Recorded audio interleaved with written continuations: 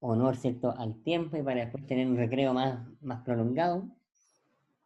Vamos a seguir con los cánceres del tejido hematopoyético. Y en este caso le toca a Nicolás Piantafilo la difícil labor de darnos una visión general sobre linfomas y el mieloma múltiple. Son otros dos grandes grupos de enfermedades de este tipo. Nicolás también es hemato-onco de la red de salud y de la Católica. Él tiene, yo diría que característicamente, además de ser muy buen arquero, ¿ah? Porque es muy bueno en el fútbol, cuando arco, tiene una particular habilidad, diría yo, para el tema de las diapositivas.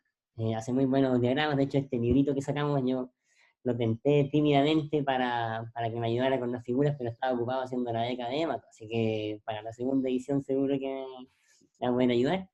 Y Nicolás, por favor, el escenario es tuyo y no, yo después vuelvo aquí a aparecer para las preguntas. Muchas gracias, Nicolás. Perfecto. Bueno, voy a echar a andar el reloj. Bueno, les voy a hablar de linfomas y mieloma múltiple. Primero, el linfoma, los temas que vamos a tocar, que son los linfomas, cómo aproximar al paciente, el diagnóstico, el tratamiento y el pronóstico, y después también vamos a hablar de mieloma múltiple con los mismos objetivos. Entonces, el linfoma es el cáncer hematológico más frecuente y es el cáncer de los ganglios denominado por los pacientes. Muy importante que esta patología es GES, la patología número 17. ¿Ya? Y es GES desde la sospecha, y esta notificación la puede hacer cualquier médico general en adelante. Para que entiendan un poco, hice este pequeño diagrama de cómo se forman los linfocitos T, o los linfocitos, perdón. Sabemos que en la médula ósea están todos los precursores hematopoyéticos. Dentro de esos precursores están los precursores linfoides. Y los precursores linfoides, una vez que maduran y salen a la sangre, pasan a llamarse linfocitos maduros, que pueden ser de estirpe T o B. Los linfocitos T van a completar su maduración en el timo, y los linfocitos B van a completar su maduración en los ganglios linfáticos, o sea, los órganos linfoides secundarios. Es muy importante que sepan que una vez que un linfocito madura, nunca va a involucionar hacia un linfocito de menos maduración. Por lo tanto, un linfocito maduro nunca va a pasar a un linfoblasto. Cuando las mutaciones, estas que comentó el doctor, que todo ocurren en un precursor linfoide, ciertas mutaciones, esto va a dar origen a la leucemia linfoblástica aguda, ¿ya? Que se va a presentar característicamente con insuficiencia medular y citopenias. Y cuando estas mutaciones ocurren en los linfocitos maduros, esto va a dar origen a los linfomas, que se caracterizan principalmente por los crecimientos ganglionares. Y vuelvo a repetir, por lo tanto, que un linfoma nunca va a involucionar en cuanto a maduración hacia un linfoblasto, y por lo tanto un linfoma nunca va a pasar a ser una leucemia linfoblástica aguda. Los linfocitos T maduros van a dar origen a los linfomas T, que solo representan el 10% de los linfomas, y los linfocitos B van a dar origen a los linfomas B. La verdad es que los tipos son muchísimos, 90 por ahí según la OMS en la última clasificación. Y siempre la gente recuerda clasificación linfoma de Hodgkin y no Hodgkin, pero la verdad es que esa es una clasificación muy poco operativa, muy poco práctica. Así que la mejor clasificación, que también la usamos nosotros, es la siguiente. Todos estos linfomas se clasifican en linfomas indolentes y linfomas agresivos, ¿ya? Dentro de los linfomas indolentes, los más típicos son el linfoma folicular y la leucemia linfocítica crónica. El doctor Oqueto ya les comentó que la leucemia linfocítica crónica, la verdad es que es un linfoma porque la mutación ocurre en un linfocito maduro. Sin embargo, como se detecta en sangre, se llamó inicialmente leucemia linfocítica crónica. También está el linfoma marginal. Y dentro de los linfomas agresivos, los linfomas más frecuentes es el linfoma difuso, célula grande B, puse ahí mal, leucemia de Hodgkin es el linfoma de Hodgkin clásico, el linfoma de Burkitt y los linfomas T también están dentro de esa lista. Entonces es importante separar las características clínicas de los pacientes para poder reconocerlo y saber qué tanto tenemos que apurarnos, ¿ya? Dentro de los linfomas indolentes, la verdad es que se caracterizan por presentarse con lento crecimiento y muy largas sobrevidas, a diferencia de los linfomas agresivos, que tienen masas de rápido crecimiento que se pueden dar en semanas o pocos meses. Los linfomas indolentes, por este lento crecimiento, incluso pueden observarse si son asintomáticos y tienen carga baja, y si poseen baja carga tumoral. Sin embargo, los linfomas agresivos, la verdad es que uno no puede observarlos, y de no tratar al paciente, en muchos casos habitualmente llevan a la muerte. el objetivo del tratamiento de un linfoma indolente no es curar, porque la verdad es que son menos quimiosensibles por su baja replicación, pero sí responden al tratamiento y el objetivo nuestro es prolongar décadas la sobrevida y ojalá retrasar lo más posible las recaídas. En cambio, los linfomas agresivos, el objetivo del tratamiento es la curación. Los linfomas indolentes, por su lento crecimiento, habitualmente se diagnostican en etapas avanzadas, porque cuando el paciente ya tiene síntomas o ya se siente un ganglio, habitualmente ya tiene ganglios en varias partes más del cuerpo. En cambio, los linfomas agresivos, por su rápido crecimiento, habitualmente llevan a que el paciente lo note rápidamente y consulte precozmente, y al hacer la tipificación se encuentren en etapas localizadas, que las vamos a explicar un poco más adelante. Aún así, se podrían presentar los linfomas agresivos en etapas avanzadas. Los linfomas indolentes pueden presentar síntomas B, que son la baja de peso, la sudoración nocturna y la fiebre, y habitualmente es cuando ya el linfoma indolente está más avanzado, y los linfomas agresivos, en cambio, suelen presentar síntomas B. Que no los tenga, no lo descarta, pero es más frecuente. Y también es importante saber que los linfomas indolentes pudieran transformarse a un subtipo de linfomas más agresivos, ¿ya? Pero esto ocurre con baja frecuencia, y me disculpan la falta de ortografía. Entonces, algunas cosas clínicas. La verdad es que el crecimiento ganglionar, no doloroso y fijo, es lejos el hallazgo más frecuente o el motivo por el cual consultan los pacientes, y solo por crecimiento ganglionar la verdad es que no podemos diferenciar entre un linfoma indolente y un agresivo. Sí podemos diferenciar eventualmente por la velocidad de crecimiento del ganglio. Si es que es un ganglio que crece progresivamente y rápido, la verdad es que eso nos va a orientar a que este crecimiento ganglionar es de un linfoma agresivo. Sin embargo, si el crecimiento es lento o es fijo, esto nos va a orientar a un linfoma indolente. Las masas mediastínicas, que se pueden ver en la foto, ya con un ensanchamiento del mediastino, tienen que hacer sospechar siempre un linfoma agresivo. Los síntomas B, si bien pueden presentarse tanto en linfomas indolentes como en linfomas agresivos, tiende a cargarse y hacerlo sospechar más un linfoma agresivo. La esplenomegalia, que puede ser clínica o por imagen, habitualmente tiende a presentarse más en los linfomas indolentes, aunque también pudieran presentarlo algunos linfomas agresivos. La linfopenia, que es el hallazgo del hemograma más frecuente de los linfomas, pero claramente es poco específico. Un montón de cosas pueden causar también linfopenia, ¿ya? Así que no solo por la linfopenia hay que pensar en un linfoma, sino que por el cuadro clínico y sobre todo por el crecimiento ganglionar, puede estar presente tanto en los linfomas indolentes como en los linfomas agresivos. La pancitopenia tiende a ser una característica más frecuente de los linfomas indolentes por una infiltración secundaria de la médula ósea. Y la elevación de la LDH, la verdad es que tiende a orientarnos más hacia los linfomas agresivos. Con respecto a la etapificación, ¿ya?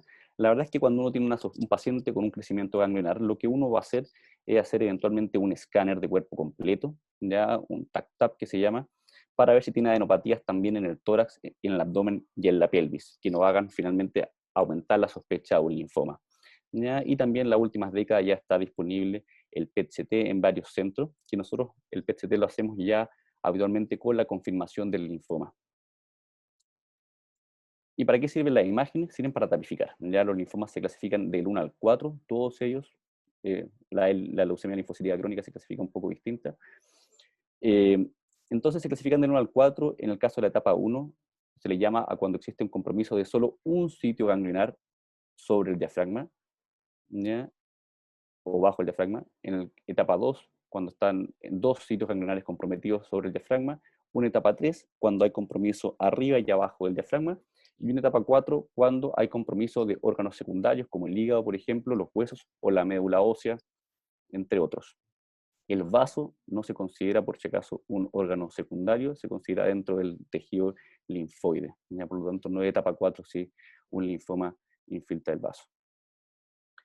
Para recalcar esto, ¿ya? Porque los linfomas a veces los detectamos en la médula ósea y la etapificación incluye en muchos casos una biopsia de médula ósea. Entonces, si el linfoma está en la médula ósea, aparece en el informe, no quiere decir que el linfoma evolucionó a una leucemia o a un precursor, sino que hizo el camino secundario, ya tipo metastásico, aunque en los linfomas no hablamos de metástasis, ¿ya? Entonces, el mismo linfocito maduro que finalmente empieza a infiltrar la médula ósea, como lo podría hacer también cualquier cáncer. El diagnóstico se hace con una biopsia ganglionar, ¿ya? Siempre, siempre. Los linfomas, la verdad es que los sospechamos con imágenes, pero el diagnóstico se hace con biopsia y se requiere tanto para confirmar el diagnóstico diagnóstico como para precisar el tratamiento. Idealmente hay que sacar el ganglio completo para ver toda la arquitectura del ganglio, pero sí tenemos casos donde las biopsias son difíciles y tenemos que hacer biopsias por punción, ¿ya? Y uno se puede apoyar en citometría de flujo, que es la técnica que comentó el doctor Oqueto en su clase pasada, donde se analizan muchas células desde el punto de vista computacional. Entonces, ¿qué tiene la biopsia? La biopsia no habla de tres cosas groseramente, ¿ya? Uno, el tipo de patrón de infiltración, si es un patrón intersticial, si es un patrón difuso, si es un patrón folicular. Segundo, una de las cosas más importantes es la marcación de las células. Las células hematopoyéticas y también las células de otro tipo, en su superficie tienen proteínas, ¿ya? Que aquí en la serie hematológica se denominan según el clúster de diferenciación, CD3, CD5, CD23, CD79, la lista es grande, ¿ya? Aquí puse solo algunos. Y esto es súper importante para precisar el diagnóstico, porque por ejemplo, si las células que infiltran son CD3, uno va a pensar que el linfoma es T, ¿ya? Si por el contrario el linfoma, la célula expresa CD19 y expresa CD20, uno va a decir esto es un linfoma B, ¿ya? Y así. Entonces con los marcadores uno va haciendo el diagnóstico. Y la tercera cosa que se informa es el grado de replicación que le informan a través del Ki-67, ¿ya? 100% es una altísima tasa de replicación que se ve en los linfomas de Burkitt principalmente, 90% en los difusos, y los linfomas indolentes habitualmente presentan grados de replicación bajos, Ki-67 entre 20, 10 a 20%. Entonces, para ponerle un ejemplo, entonces son pacientes reales en un linfoma indolente, paciente de 62 años, desde hace 4 meses que nota un aumento de volumen cervical izquierdo después de afectarse. No presenta ningún síntoma B, ¿ya? La verdad es que el hemograma es anodino. Hemoglobina en 13, glóbulos blancos 6.500, el RAN no lo puse, pero estaba levemente disminuido. Plaquetas normales, FHS normal, LDH normal. El escáner muestra adenopatías cervicales bilaterales de 3 centímetros, adenopatías paratraqueales de 2 centímetros, un conglomerado adenopático retroperitoneal de 6 centímetros, adenopatías en la cadena ilíaca de 2 centímetros. Y el paciente, aún así, asintomático. Y esta adenopatía del cuello no ha crecido. Se afectó porque tiene una barba grande, se la detectó y no ha crecido en estos 4 meses. Y la biopsia mostró una infiltración difusa por linfocitos de pequeño tamaño, con una marcación para CD19, CD20, entonces sabemos con eso que es un linfoma B, que expresa CD10, BCL2, kappa, bueno, negativa para otros marcadores, con un Ki-67 de baja replicación, y finalmente este paciente tenía un linfoma folicular. Por el contrario, un paciente con linfoma agresivo, 62 años, desde hace 3 meses, con un aumento de volumen cervical progresivo, que crece constantemente y actualmente mide 8 centímetros, con baja de peso y fiebre. Un hemograma todavía anodino, con una VHS levemente aumentada en 40 y con una LDH en 350. El escáner muestra una masa cervical izquierda de 9 centímetros, con desplazamiento de la tráquea, adenopatía supraclavicular ipsilateral de 3 centímetros, y la biopsia también muestra un linfoma B, que expresa CD19, CD20, son linfocitos un poquito más grandes que los anteriores, y sí con un Ki-67 del 80%, y esta paciente tenía un linfoma difuso, ¿ya? O sea, un linfoma agresivo. Puse 2 casos para que sepan que los ganglios en sí mismos no representan una característica, sino que todo el cuadro clínico, ¿ya? Claramente van a haber linfomas difusos que pueden ser menos sintomáticos, pero quise poner casos groseros en este escenario. El tratamiento. El tratamiento es poliquimioinmunoterapia. ¿Ya? ¿Por qué poli? Porque la verdad es que son varias quimioterapias que se ocupan en la misma sigla, en el esquema. R-CHOP es que cada letra es una droga. Ya puede añadirse radioterapia de consolidación en algunos casos y nunca es quirúrgico. Los linfomas no se operan más que para tomar la biopsia. ¿Ya? El R-CHOP se lo dejo acá porque la verdad es que es la quimioterapia más frecuentemente usada y probablemente la que más se escucha y más se escucharán. Ya todavía queda terreno para el R-CHOP y nadie ha podido estrenarlo en algunos linfomas. Uno la va a poder ir modificando, por ejemplo, el rituximab, que la R no sirve en todos los linfomas, ya solo los linfomas B que expresan CD20. Por ejemplo, la H, que es la antraciclina, no la ocupamos si el corazón no está bien. Pero la verdad es que el R-CHOP con el tiempo ha quedado corto para muchas enfermedades y la verdad es que hoy en día contamos con un montón de esquemas, ¿ya? Aquí le dejé nombres, por ejemplo, el ABDD es el típico tratamiento inicial del Hodgkin, ¿ya? El Hipercibat podemos ocuparlo en el Burkitt, pero la verdad es que los tratamientos son múltiples y la idea no es llenarlo de estos esquemas porque no tiene mucho sentido. Y también saber que claramente la hematología ha evolucionado con los años y ya tenemos moléculas dirigidas y tratamientos orales para muchos linfomas, ¿ya? Esto es importante con respecto al pronóstico y tratamiento de los pacientes, ¿ya? Estos son los gráficos que quise ponerles a los ceros, pero para que entiendan. Y es que los linfomas indolentes, la progresión del linfoma o la recaída del linfoma no tiene que ver con la sobrevida, y lo vamos a explicar más adelante, porque las recaídas pueden tratarse. Sin embargo, en los linfomas agresivos, habitualmente la sobrevida sí está guiada por la progresión. O sea, un paciente que recae claramente tiene menos chances de sobrevivir. Por ejemplo, el linfoma indolente, ¿cómo en el escenario clásico o el escenario tipo? Entonces, en un gráfico masa tumoral con años, miren el eje X, donde se miden en hartos años, 5 y 10 años, décadas. El linfoma indolente habitualmente tiene un periodo lento de crecimiento, ya que no es exponencial, donde los pacientes incluso pueden observarse algún tiempo. Sabemos que los pacientes, la verdad es que se preocupan con la observación y no todos lo logran entender, pero está ampliamente validado que la observación no empeora el pronóstico del paciente. Una vez que alcanza una masa tumoral más importante, los pacientes reciben tratamiento, por lo que la verdad es que la mayoría responde. Y la idea de este tratamiento es prolongar la siguiente recaída lo más que se pueda, ¿ya? En este momento uno puede observarlo, pero probablemente menos, sea un nuevo ciclo de quimioterapia, vuelve a responder hasta una tercera progresión y así. Uno empieza a chutear el linfoma lo más que pueda para que ojalá el paciente muera con el linfoma, pero no de el linfoma, ¿ya? Y la verdad es que mientras la observación cada vez es menos posible con las recaídas y entre una recaída y otra cada vez es más corto el tiempo. En los linfomas agresivos, bueno, para decirles también que hay linfomas indolentes que se portan mal, ¿cierto? Y que recaen antes y son de difícil tratamiento. En los linfomas agresivos, por el contrario, crecen rápidamente, no tienen periodo de observación, hay que tratarlos. Cuando los tratan, hay un porcentaje importante de pacientes que se cura. Y la verdad es que nunca vuelven, ¿ya? Hay otro grupo de pacientes que recae precozmente, porque los linfomas agresivos tienden a recaer precozmente. Generalmente lo hacen dentro de los 2 años. Y una colita entre 2 o 5 años, y después de los 5 años la verdad es que las recaídas son raras. Entonces, si recaen, la verdad es que uno puede volver a tratarlos con quimioterapia de segunda línea, y en muchos de ellos, si es que logran respuesta, uno consolida la respuesta con un trasplante de médula ósea autólogo, o sea, del mismo paciente, no requiere donante. Pero también sabemos, y es frecuente que nos pase, que hay linfomas que desgraciadamente recaen y no podemos salvarlos con quimioterapia. Un concepto muy importante. La etapa 4 del linfoma no es sinónimo de quimioterapia paliativa ni cuidados paliativos, ¿ya?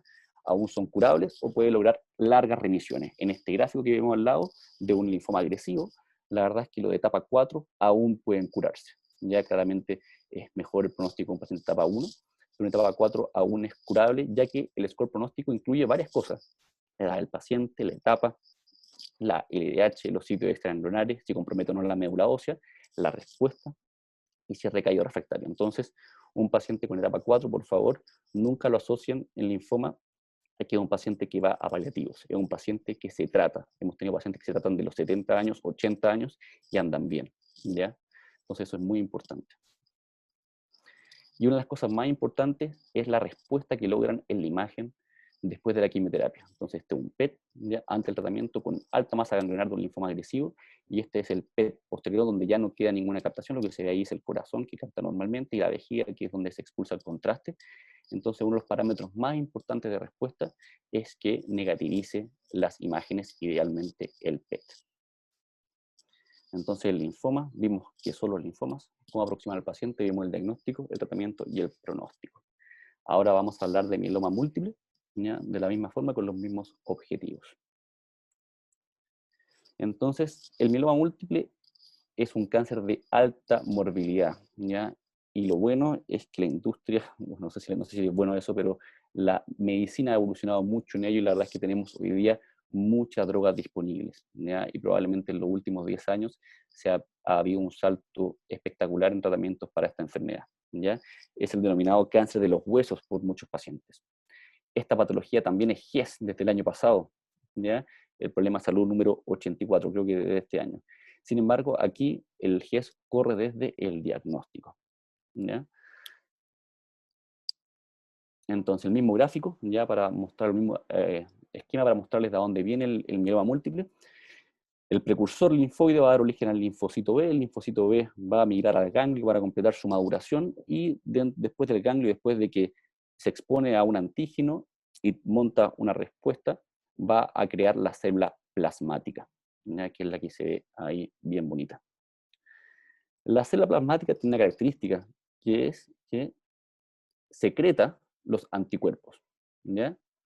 Estos anticuerpos, para que recuerden, es una inmunoglobulina, ¿cierto? Y la inmunoglobulina está compuesta de dos partes, las cadenas pesadas, que son las rosadas, y las cadenas livianas, que son las moradas, ¿ya? Cadenas livianas son las capas o lambda, ¿ya?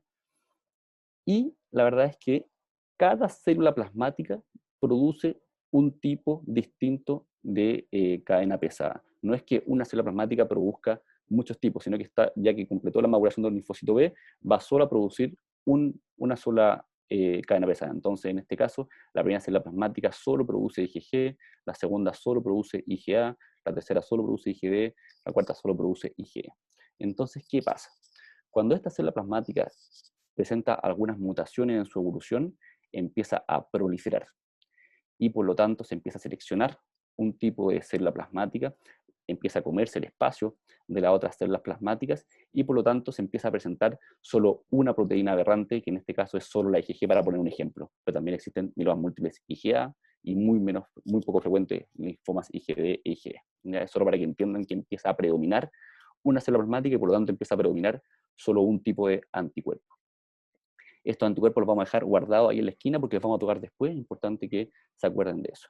Entonces, la sospecha, ¿ya? Hay varios cuadros clínicos que hacen sospechar un mieloma múltiple, ¿ya?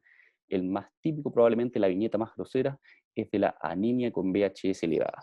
La anemia, la verdad es que es normo-normo, ¿ya? No macrocílica, como piensan algunos, habitualmente es normo-normo. Y la VHS elevada traduce que hay un exceso de inmunoglobulina, ¿ya? No toda VHS elevada es mieloma múltiple, por favor, porque también la VHS se eleva por inflamación o por exceso de inmunoglobulinas, pero no solo IgG, sino que cuando uno inflama, eleva IgG, IgA, IgM en muchos tipos. Otra forma de presentación que hay que alertar es cuando el paciente sobre 60 años habitualmente o sobre 50 años presenta dolor óseo y presenta una fractura en hueso patológico, ¿ya? El mieloma múltiple, la gracia o la lata que hace es que infiltra los huesos y produce fracturas. Y esa es la razón de la alta morbilidad, las fracturas óseas de los pacientes, que pueden ser en la columna vertebral, en la pelvis, en las costillas, por ejemplo, en la calota. ¿Ya? Entonces un paciente con una fractura en hueso patológico vertebral tiene que hacer sospechar rápidamente un mieloma múltiple. Otra forma de presentación es la falla renal aguda, ¿ya? Una falla renal aguda que es finalmente por que en los túbulos se llenan de cadenas livianas y eso tapa los conductos, ¿ya? Y el cuarto escenario es la hipercalcemia, ¿ya? La hipercalcemia maligna, y claramente hay pacientes que debutan con las cuatro y debutan en el hospital muchas veces, y es donde se hace el diagnóstico, ¿ya? Pero en el ambulatorio la verdad es que habitualmente uno ve este escenario, una anemia con VHS elevada que puede o no tener dolores óseos. Entonces, en el laboratorio inicial, en el hemograma, como dije antes, anemia normo-normo con VHS elevada.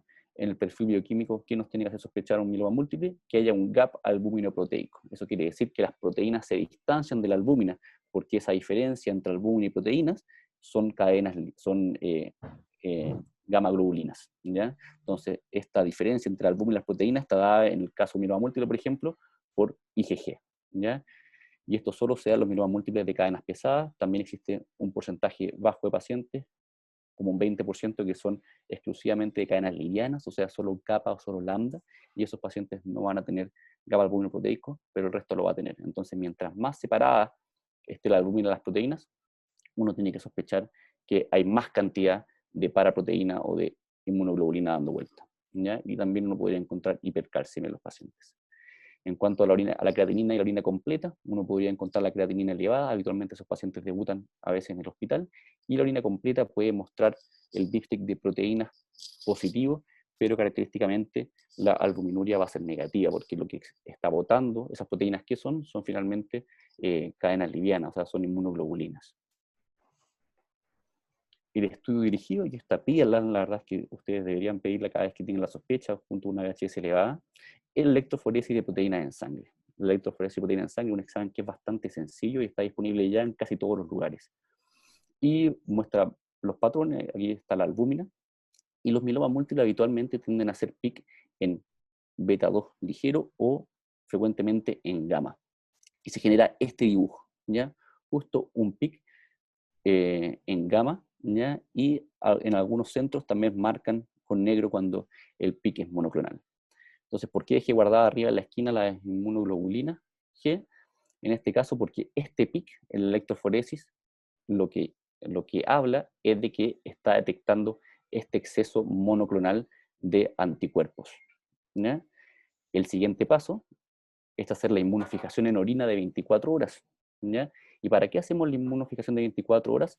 Para identificar qué tipo de cadena, qué tipo de inmunoglobulina es esta. Entonces, en este caso, la verdad es que la que marca es la G y kappa, por lo tanto, este paciente ahora sabemos que tiene un exceso de inmunoglobulinas y estas inmunoglobulinas son IgG y kappa.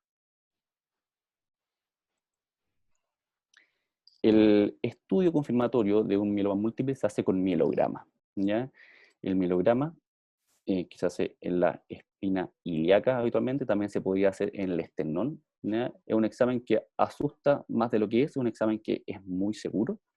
Lo que uno hace es poner anestesia local, lo hacemos de forma ambulatoria, y pinchamos el hueso del paciente, y no necesitamos tomar una muestra de hueso, que es lo que es una biopsia, sino que solo atravesamos el hueso cortical, y una vez que llegamos al hueso esponjoso, donde está la trabécula ósea y la médula ósea, aspiramos la sangre dentro de la médula.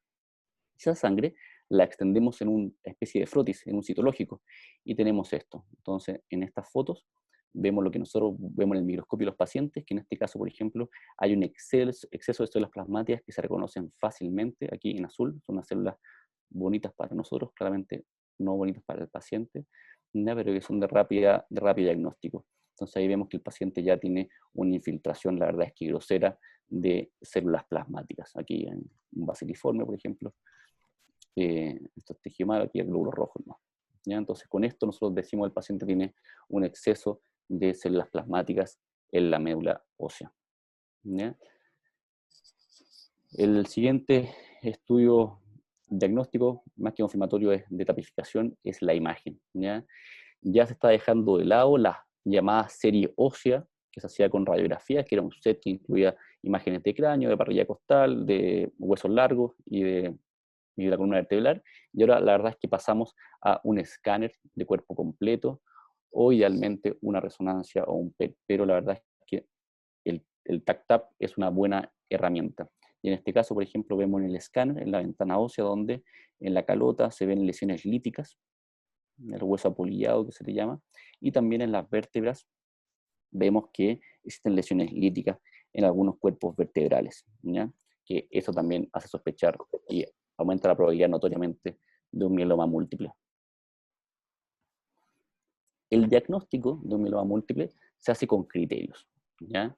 Y el primer punto es que tiene que tener más de 10% de células plasmáticas en la médula ósea, ¿ya? Y tiene que cumplir algún otro criterio, ¿ya? La sigla típica es la sigla CRAP, ¿ya? Es que eleve el calcio, ¿cierto? Que tenga falla renal, anemia o que tenga lesiones líticas, ¿ya? Otros criterios que se han agregado con los años es que tenga un ratio canalidad, que es un examen un poco más costoso y un poco más específico, sobre 100, o que por sí solo el mielograma muestre que tiene más de 60% de células plasmáticas. Y otro más específico también, que también es más nuevo, es que tenga más de una lesión medular en la resonancia magnética. Entonces, cuando ustedes ven esto, dicen, bueno, necesitamos cumplir varios criterios. Entonces, eso abre este concepto, ¿ya? No todo PIC en la electroforesis es igual a mieloma múltiple, ¿ya? Porque sabemos que el mieloma múltiple viene de estadios premieloma, que se llaman MGUS o smoldering, y la verdad es que hay pacientes que debutan con mieloma múltiple, pero hay pacientes que tienen en el estudio finalmente solo un MGUS, o sea, por ejemplo, que tienen menos de 10% de células plasmáticas y no cumplen ninguno de estos criterios. Y esos pacientes no meritan tratamiento, pero sí seguimiento. Y de hecho esto aumenta con la edad. Sobre los 80 años, el 3% de la población tiene un MGUS. El tratamiento. El tratamiento del mieloma múltiple ha cambiado mucho con los años. Antiguamente todos los mielomas múltiples se iban al esquema típico MPT, o algunos lo conocen como esquema Palumbo, con melphalan, prednisona, talidomida, pero la verdad es que ese esquema lo usamos nosotros ya cada vez menos, o en situaciones donde ya tenemos menos terapias, ¿ya? Y hay un montón de remedios nuevos hoy en día. Ya aquí les puse algunos de ellos. Está el bortezomib, que ya no es tan nuevo, pero que gracias al GES ahora están las canastas de muchos pacientes. La lenalidomida, por ejemplo, ¿ya? Y hoy en día el daratumumab. Y el otro pilar de tratamiento es la terapia ósea. Como les dije, una de las desgracias del mieloma múltiple es la alta morbilidad dada por las fracturas óseas. Por lo tanto, estos pacientes se benefician de bifosfonatos inyectables para disminuir el dolor óseo y para disminuir los eventos óseos, o sea, fracturas más adelante. Desgraciadamente, el mieloma múltiple hoy en día es incurable, ¿ya?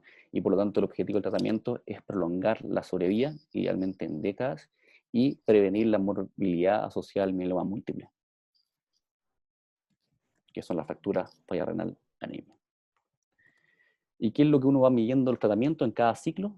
La verdad es que en muchos casos es fácil seguirlo, y lo que uno va esperando es que en cada ciclo la electroforesis de paraproteína vaya disminuyendo su cantidad, ¿ya? Hasta que la electroforesis se normalice idealmente. Y después uno va buscando más profundidad de respuesta. Entonces, ¿cómo es el esquema clásico de un paciente con mieloma múltiple? En un gráfico nuevamente masa tumoral y en tiempo abajo. Cuando el mieloma múltiple ya tiene los criterios, la verdad es que nosotros también le damos esta quimioinmunoterapia, más inmuno que quimio hoy en día. Y si el paciente logra respuesta, nosotros lo vamos a llevar a trasplante autólogo si el paciente es fit. La definición de fit no está dada solo por los años. Ya nosotros trasplantamos pacientes con mieloma hasta los 70 años hoy en día, ¿ya? Y un trasplante que no requiere donante, como dije antes, sino que un trasplante que lo que hace en el paciente es que le sacan células precursoras de la médula ósea a través de sangre periférica, después le dan una quimioterapia intensa y después le vuelven a inyectar esas células para rescatar su médula de la aplasia, ¿ya? Y después del trasplante de médula ósea, el paciente va a una mantención con una monodroga, quienes ocupan frecuentemente lenalidomía, y ocupamos esa mantención hasta la recaída, ¿ya? Y cuando presenta la recaída, nosotros ya ocupamos un segundo esquema y así hasta la tercera recaída y tratemos todas las que podamos mientras el paciente lo permita. En la mediana de sobrevida hoy en día, no sé si en Chile, que todavía no están los estudios, pero lo que se reporta es que es alrededor de 8 años. Eso quiere decir claramente que hay pacientes que van a vivir menos de 8 años cuando son mielomas múltiples muy agresivos, pero van a haber pacientes que incluso pueden vivir 10, 15 años o más desde el diagnóstico del mieloma múltiple. Entonces, en el tiempo apropiado, ¿ya?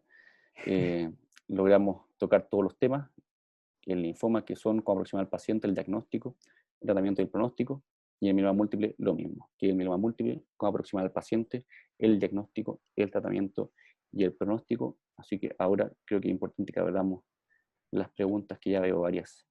Tremendo, Nicolás de Antafilo. Están cayendo flores al escenario, como pasa a veces. Están cayendo flores, Te salvé el horario, ¿no? chocolate, peluche, todas las cosas que manda la gente cuando toca Joaquín Sabina. Muy bien, se basó, bravo, bravo con la gente. Bueno, unas preguntas atrasadas de leucemia. ¿Cómo se distingue una leucemia aguda de una crónica? Perfecto. Bueno, hay dos tipos de leucemia aguda y dos tipos de leucemia crónica, ¿cierto? Dentro de la leucemia aguda está la leucemia mieloide aguda y la leucemia linfoblástica aguda, y dentro de las leucemias crónicas está la leucemia mieloide crónica y la mal llamada leucemia, ¿cierto? Leucemia linfocítica crónica, que en verdad es un linfoma, ¿ya? La verdad es que son cuadros totalmente distintos, ¿ya?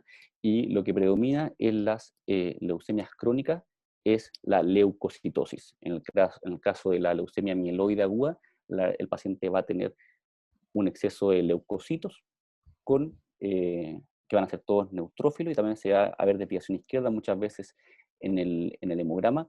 En la leucemia linfocítica crónica va a haber un exceso de leucocitos, pero estos leucocitos van a ser principalmente linfocitos, sobre 5.000. Entonces, hoy en día, las leucemias crónicas se diagnostican principalmente como hallazgo de laboratorio. El paciente hace un hemograma y uno encuentra que tiene la hemoglobina normal, las plaquetas normales, y tiene los leucocitos en 50.000, por ejemplo. Y si es complemente la célula mieloide, por lo tanto los segmentados y desviación izquierda, vamos a hacer probablemente el diagnóstico confirmatorio para una leucemia mieloide crónica. Si este exceso de leucocitos por linfocitos, vamos a hacer el estudio correspondiente para hacer el diagnóstico de una leucemia linfocítica crónica.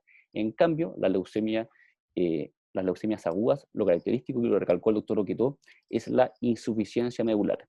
El paciente presenta corto tiempo de síntomas. Entonces el paciente tiene historia habitualmente de un mes de evolución, donde ha partido con disnea progresiva, que refleja que se está anemizando cada vez más, con aparición, por ejemplo, de equimosis en las piernas o en las extremidades, y en plazo corto, en un mes. Entonces uno hace el hemograma y la verdad es que lo que encuentra es anemia, que puede ser severa, trombocitopenia, y puede encontrar, que puede ser severa también, y puede o no encontrar leucocitosis. La verdad es que entre el 25 a 30% de las leucemias agudas presenta hiperleucocitosis.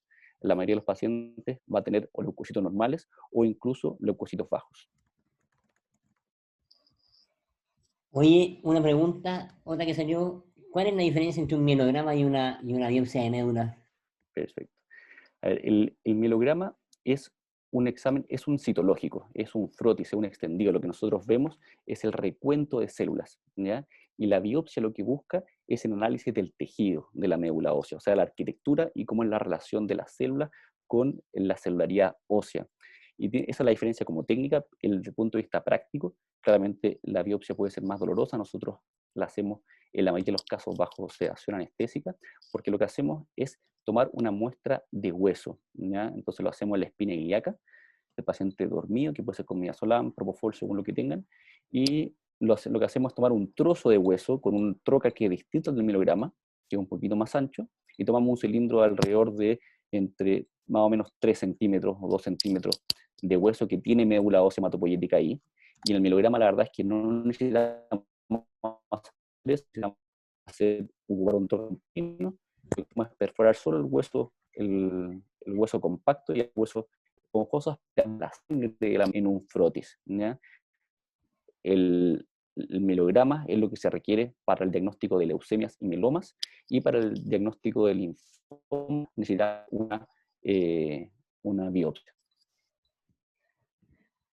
Perfecto, Nicolás. Oye, preguntan respecto al rol del APS, ¿es posible prevenir alguno de estos cánceres hematológicos, por ejemplo, la leucemia, el linfoma o el mieloma? La verdad es que, siendo sincero, no logramos todavía hoy día prevenir a los pacientes. Sabemos que hay un montón de riesgos, factores de riesgo. Por ejemplo, siempre se describen los pesticidas, la radiación, pero son cosas que son difíciles de manejar y prevenir, ¿cierto? Y se asocian a un montón de otros cánceres también. Probablemente el VIH es un factor de riesgo súper importante para los linfomas y para ciertos linfomas. Entonces, previniendo el VIH, sí vamos a lograr prevenir muchos linfomas, pero la mayoría del resto, y el trabajo de APS tiene que ser en la pesquisa precoz, ¿ya? Y en la pronta derivación, y saber que una leucemia se manda al hospital y que un linfoma, según la evolución del paciente, se manda al hematólogo o a la urgencia. Perfecto, esa era otra pregunta, que era cuando uno sospecha una leucemia aguda, si pide el estudio, manda a la interconsulta o lo manda a la urgencia. Eso lo Ya. acabas de decir. Sí, yo lo pongo también, siempre se lo digo a los becados, que es un caso, por ejemplo, un paciente de 40 años, paciente de 40 años que tiene una historia de un mes de evolución de disnea progresiva con aparición de equimosis, y que en el hemograma el paciente tiene, no sé, hemoglobina de 7, hemoglobina de 8, plaquetas de 40.000, y tiene, por ejemplo, 2% de blastos. Eso para mí es una leucemia hasta que se muestre lo contrario y ese paciente se manda a la urgencia, porque lo más probable es que tenga una leucemia aguda independiente que no cumpla el requisito de los blastos. Hay un 10% de leucemias aleucémicas, o sea, que no se detectan por el hemograma. Y lo más importante es la clínica de la insuficiencia medular aguda, o sea, un mes de evolución o un poquito más quizás, donde el paciente presenta un síntoma asociado a la baja de cualquiera de las series: anemia, neutropenia febril, equimosis. Puede no tener baja de peso también, podría tenerlo. Podría tener sudoración, podría tenerlo. Y ese paciente se manda a la urgencia. Si pueden hacer que firme el GES, mejor todavía, de leucemia, pero se manda a la urgencia. Perfecto, muchas gracias, Nicolás. Oye, preguntas pasando a última de leucemia, que como hemos visto varios tumores sólidos, hemos hablado varias veces del tema de la tapificación. Nos preguntan si las leucemias se tapifican. Las Eh, leucemias, la verdad es que las leucemias son nomás, entonces no se tapifican con imágenes, lo que se analizan, se tapifican según las mutaciones, ¿ya? Entonces, para tapificar la leucemia, nosotros la tapificamos en riesgo, ¿ya? Y el riesgo hoy en día puede estar dado por la leucocitosis o puede estar dado también por análisis moleculares. Por ejemplo, después de los análisis hospitalarios, Si tiene determinadas mutaciones o un determinado cariotipo, decimos esta leucemia es de alto, bajo o intermedio riesgo. Las de riesgo bajo, uno las podría tratar solo con quimioterapia, las de riesgo intermedio o alto, habitualmente se consolidan con trasplante de médula ósea alogénico si el paciente es fit. Perfecto. Y hay otra pregunta acá que voy a pasarme a tu clase ya. ¿Cómo es eso de la definición de fit? ¿A qué se ¿Ya? refiere? La definición de fit es una palabra que resume muchas cosas, ¿ya? Y uno la ocupa así sencillamente en todas las presentaciones, pero la verdad es que es bien difícil. Hay pacientes que obviamente son fit, por ejemplo, un paciente de 30 años deportista, claramente fit para someterse a una quimioterapia intensa, pero la gracia del fit es tratar de discriminar a los pacientes de más edad y no buscar limitaciones por edad para los tratamientos. Entonces, hay pacientes de 70 años, 65 años, que la verdad se ven muy bien, tienen una buena función cardiovascular, tienen una buena función pulmonar, son pacientes que se ven firmes y que con evaluaciones, ojalá geriátricas, en muchos casos, logremos ver que los pacientes puedan tolerar quimioterapias de alta intensidad. El Perfecto. ECO es una más de las medidas que uno analiza. Perfecto. Y ahora pasemos a linfoma. Preguntan si uno ve un ganglio aumentado de tamaño, lo palpa típico que los becados de medicina cuando van al poli, oh, hay ganglio, pero en verdad no hay ni un ganglio. Pero bueno, supongamos que tocan un ganglio que existe, que tiene sospecha. Les preguntan, ¿qué hacen? ¿Le piden una ecografía o no sirve la ecografía? ¿O le piden un escáner? O si le piden un escáner, le piden un escáner de ahí donde está el ganglio o de todo el cuerpo. Ya. Bueno, es probablemente el motivo de consulta más frecuente que nos llega de la derivación a la hematología, que son las adenopatías, ¿ya? Eh, y uno siempre antiguamente decía, no, la adenopatía pétrea, inmóvil, dura como piedra, y dice, ¿esta es patológica? Sí, la verdad, se ve en algunos casos, pero la verdad es que en muchos casos de linfoma las adenopatías son algo globosas, por ejemplo, se pueden mover poco, pero logran moverse, y es difícil discriminar la movilidad de un ganglio. La verdad es que es una técnica semiológica que con los años ha perdido probablemente sensibilidad o rendimiento. Entonces, lo importante es saber dónde está la adenopatía y es saber reconocerla. Si yo tengo un aumento de volumen en un ganglio supraclavicular, este ganglio es patológico casi siempre, ¿ya? Sin embargo, si tengo una adenopatía submandibular, ¿ya? Y el paciente está asintomático, yo podría ver si el paciente tiene patología dental que explique esa adenopatía, ¿ya? Si tiene un ganglio axilar, la verdad es que los ganglios axilares habría que demostrar que es un ganglio axilar y no es un problema cutáneo de la piel, pero uno sí debería sospechar también que podría haber un linfoma o un cáncer de mama, por ejemplo, en las mujeres, ¿ya? En algunos casos, uno podría dar tratamiento antiinflamatorio cuando, por ejemplo, el paciente tiene historia de algún cuadro viral previo a esto, ¿ya? Pero mantener una observación, que probablemente es lejos lo más importante. Y si ustedes piden un conglomerado ganglio o un ganglio patológico, un ganglio cervical, la idea es que la ecografía va a aportar poco, ¿ya? Le va a decir que hay una adenopatía con signos patológicos, ¿ya? Pero eso no es lo que ustedes quieren saber, sino que la idea es hacer un TAC de cuerpo de tórax, abdomen y pelvis para ver si también hay ganglio en otras partes que aumente su posibilidad de que esto sea un linfoma. Buena, buena. Oye, hay un tema administrativo que igual es importante, que es cómo es el tema de los GES. Por ejemplo, para ingresar a GES de leucemia, linfoma, mieloma, necesitan tener, qué sé yo, un mielograma, ¿qué es lo que necesitan tener? Ya. A ver, en el caso de los GES están distintas las etapas en el linfoma y en el mieloma múltiple. En el linfoma, el GES es desde la sospecha. Por lo tanto, una vez que ustedes tienen un paciente con un ganglio eh, sospechoso, ustedes con eso ya pueden activar el GES de sospecha, lo mandan a su consultorio y el consultorio tiene que hacer la derivación para que lo vea un especialista en el tiempo que el GES diga, que creo que son 30 días para que lo vea un especialista para que confirme el diagnóstico. En el caso del mieloma múltiple no basta solo con sospechar el mieloma múltiple, sino que hay que hacer el diagnóstico.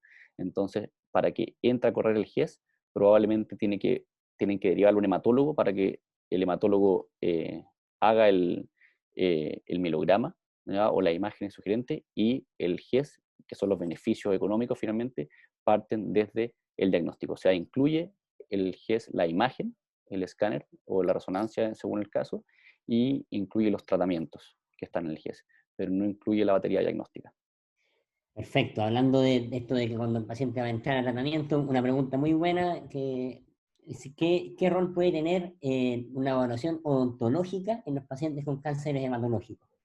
Ya, La verdad es que es importante, ¿eh? Y nosotros lo hacemos mucho en pacientes. La patología dental es frecuente en la población chilena y, por ejemplo, hay cosas que no dan tiempo. Las leucemias agudas no dan tiempo para que estudiemos la patología dental. Sí, probablemente los llamamos, iniciamos tratamiento y llamamos a los maxilofaciales o a los dentistas en el hospital cuando hay alguna sospecha de neutropenia febril, por ejemplo. Pero una vez que la leucemia va a trasplante, sí le pedimos una evaluación maxilofacial, una evaluación dental a los pacientes para que den el pase, para que ojalá no haya ningún foco potencialmente de infección en el trasplante. En los linfomas también depende del tratamiento que uno quiera dar. En un linfoma indolente uno podría hacer una evaluación dental si el paciente tiene algún síntoma antes de dar tratamiento. En los linfomas agresivos habitualmente tenemos que partir tratamiento. Y si van a trasplante, también hacemos la evaluación pretrasplante con un dentista maxilofacial para que no haya ningún foco posible de infección en el trasplante. Y en el mieloma múltiple sí es importante porque muchos pacientes requieren terapia con bifosfonatos. Entonces tienen que ser pacientes que sepan que no pueden hacer implantes o manipulación ósea de la mandíbula por el riesgo asociado a los bifosfonatos. Oye, última pregunta. ¿Sí? Cachara. Última pregunta, porque la verdad que estamos medio apretados de tiempo, pero Pero los estamos, bifosfonatos, ¿ya? ¿cuánto tiempo se dejan en los pacientes con mieloma? El esquema es distinto a la osteoporosis, ¿ya? Eso de partida. ¿Ya? Eh, el mieloma múltiple, cuando el paciente tiene enfermedad ósea, uno puede dejar el bifosfonato mensual o cada 3 meses, ¿ya? El ácido solendrónico o el pamidronato inclusive, y no hay que asustarse, así lo ocupamos. ¿Ya? Y habitualmente el tiempo que se ocupa son 2 años de tratamiento. Perfecto. Oye, última, última. Que me preguntan varias veces, ya. El trasplante de médula, por un lado, ¿qué es lo que es eso? Alogeneico. Y segundo, de trasplante de médula, ¿sirve para curar el mieloma? Entonces, ¿qué es lo que es alogeneico? Y si sirve para curar el mieloma. Y con eso sé que trabajo. ¿Ya? Hay dos trasplantes, el trasplante autólogo y el halogénico. El trasplante halogénico quiere decir de un donante externo, ¿ya? Y el trasplante autólogo es del mismo paciente. Entonces, lo que se hace en el trasplante halogénico es que hay que estudiar al donante para que sea compatible. En el caso de las leucemias mieloide aguda o leucemia linfoblástica aguda lo ocupamos bastante. Entonces, hay hermanos que pueden ser 100% compatibles, pero también estamos usando un trasplante hoy en día que son mitad compatibles, por ejemplo, de sus padres o hermanos que son 50% nomás en match, ¿ya? Y esos pacientes son candidatos para donar médula, y lo que se hace es que, por un lado, el donante se estimula y se saca la sangre, sus precursores, a través de sangre periférica. Ya no ocupamos médula ósea al donante para los trasplantes. Se le da una quimioterapia intensa que destruye toda la médula ósea, ¿ya? Y después se rescata esa médula ósea con las células del donante para que haga una repoblación de su médula ósea, ¿ya? El trasplante alogénico es un tema en sí mismo. Y el trasplante autólogo, la verdad es que uno busca una buena respuesta del paciente, y el trasplante autólogo, la gracia que tiene es solo la posibilidad de dar una quimioterapia más tóxica, ¿ya? Una quimioterapia más intensa. Entonces se le sacan células al paciente mismo, se le da una quimioterapia intensa y después se rescata su médula con sus mismas células, ¿ya?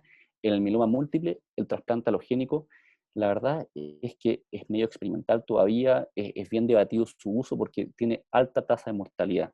Si bien podría ser una estrategia curativa en mieloma, los resultados todavía no lo recomiendan hacerlo en primera línea. El trasplante autólogo sigue siendo la primera indicación y solo lo reservamos para pacientes, por ejemplo, jóvenes con múltiples recaídas, ¿ya? Pero experimental todavía.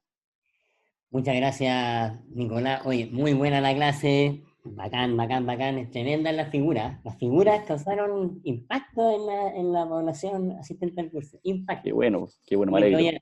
te La voy a trabajé. invitar para la próxima edición del manual. ¿Ah? Te dejo Ya, ahí, invitado desde ya. Y ningún lo otro problema. es que, bueno, para la gente que sigue con nosotros, que espero que sean la mayoría, ¿cierto? Más de 800 personas, por favor.